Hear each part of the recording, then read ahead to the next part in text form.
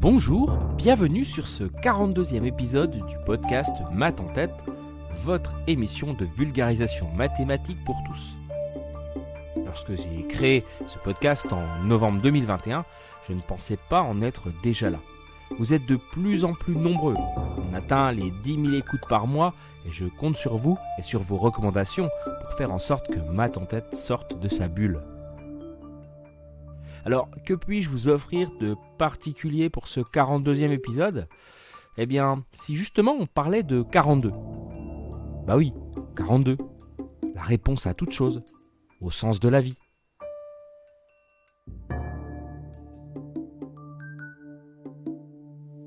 Alors 42, c'est entre autres le nombre de fois qu'il faut plier une feuille de papier de 0,1 mm pour obtenir la distance approximative Terre-Lune.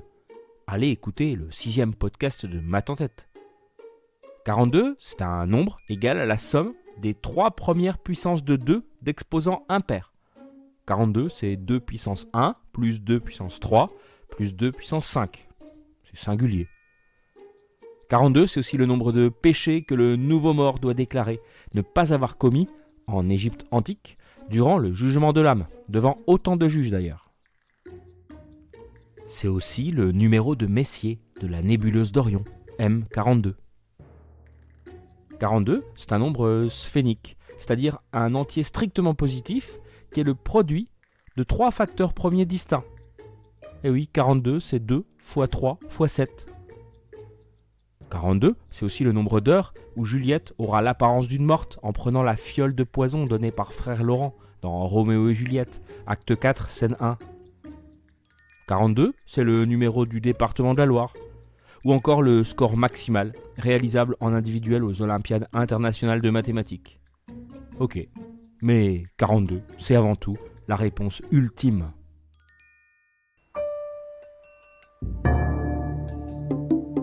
Le guide du voyageur galactique, c'est l'œuvre du Britannique Douglas Adams. H2G2 pour les intimes, parce que le titre original c'est The Hitchhiker's Guide to the Galaxy. Une défrisante et délirante histoire de science-fiction humoristique maintenant culte. Son nom provient de l'objet symbolique de la série, un livre électronique intitulé Le Guide du Voyageur Galactique. Né sous forme de feuilleton radiophonique en 1977, l'œuvre a depuis été déclinée dans de nombreux médias, sous de nombreuses adaptations. Romans, 5, entre 1978 et 1982, pièces de théâtre, séries télé, jeux vidéo, BD et films au cinéma en 2005. Dans cette histoire, Pensée profonde est le nom de l'ordinateur créé par les chercheurs d'un peuple hyper intelligent et pandimensionnel. L'ordinateur est là pour calculer la réponse à la grande question sur la vie, l'univers et le reste. Il mettra 7,5 millions d'années à réfléchir à la question, avant de fournir enfin sa réponse, 42. Extrait. La réponse à la grande question de la vie, de l'univers et de tout le reste est...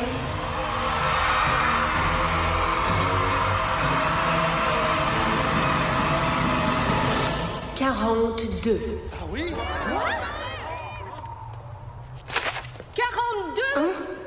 Oui, après mûre réflexion, c'est bien ça, 42. 42. Donc voilà, il reste alors à déterminer quelle était précisément la question. À la fin du 2e opus, le dernier restaurant avant la fin du monde, Arthur Dent essaie de découvrir la question en l'extrayant de son subconscient. Arthur Dent, c'est le dernier humain à avoir quitté la Terre avant sa destruction. Alors, Arthur pioche au hasard des lettres de Scrabble, normal, et il tire la phrase « Quel est le produit de 6 par 9 ?» Encore des maths. 6 fois 9, 42, entend-on. Encore 42 ? Pourquoi pas 54 alors ? On notera quand même que 54, c'est 42, en base 13, mais bon, ça ne nous aide pas beaucoup. Plusieurs interprétations ont vu le jour. L'une d'entre elles serait qu'Arthur ait effectivement découvert la question ultime et que celle-ci ne correspond pas à la réponse simplement parce que l'univers est absurde et irrationnel. Et ouais. Plus tard également, Arthur interroge Prague qui, grâce à une importante overdose de sérum de vérité, particulièrement efficace, a acquis la connaissance de la vérité. Ce dernier confirme que 42 est effectivement la réponse ultime à la grande question sur la vie, l'univers et le reste, mais révèle qu'il est impossible que la question et la réponse ultime soient à la fois connues pour le même univers. Là, on peut penser au théorème d'incomplétude de Gödel ou au principe d'incertitude d'Heisenberg. Dans une des émissions radiophoniques de H2G2, on entend « D'après une théorie, le jour où quelqu'un découvrira exactement à quoi sert l'univers et pourquoi il est là, le dit univers disparaîtra sur le champ, pour se voir remplacé par quelque chose de considérablement plus bizarre et inexplicable. Selon une autre théorie, la chose se serait en fait déjà produite. » Quand je lis ça, ça me renvoie immédiatement à la physique quantique et à l'expérience du chat de Schrödinger. Vous savez, l'expérience de pensée qui met en évidence le principe selon lequel l'observation physique de l'expérience amène à sa destruction finalement. Bon voilà, le guide du voyageur galactique s'est truffé de références scientifiques. C'est savoureux, bien écrit, ça ne se prend jamais au sérieux, mais c'est toujours profond. Absurde, mais pas tant que ça, comme les Anglais savent le faire.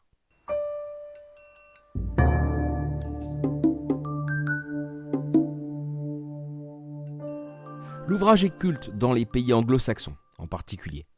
Et du coup, le nombre 42 est repris dans de nombreuses fictions ou créations de la pop culture, comme référence ou clin d'œil.